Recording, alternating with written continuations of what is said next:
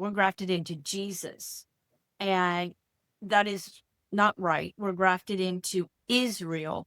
That's why we are called Israel, because if you're adopted into a family, you do what that family does. If you were a child born to Irish parents, but you're adopted by Jewish parents, guess what? You do what their Jewish parents, new parents do, because you're adopted into this family who will keep Passover, So when we're adopted into a family, we do what that family does. We learn of their traditions and their ways of doing things and even their ways of worship. But I think that it's important to understand, but the root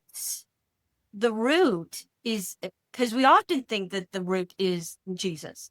But when you read scripture, again, this goes back to reading the Old Testament, Jesus is only talked about as a vine, and he's not the root. And so when we look at it that way, what is the root? The root is a covenant. Right. And so that's what we're grafted into.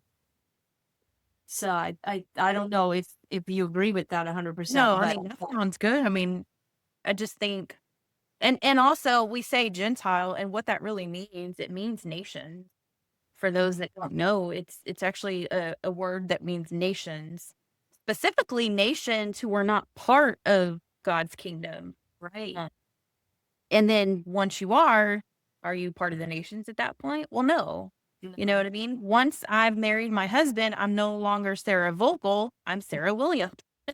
I'm not going to say Sarah Vogel unless I'm some Jezebel. But so I mean, that's where it's at. Like, I'm a Williams now, That's right. That's a good analogy. Yeah. And then a lot of people, they wear that Gentile badge like it's something, and it's not their fault.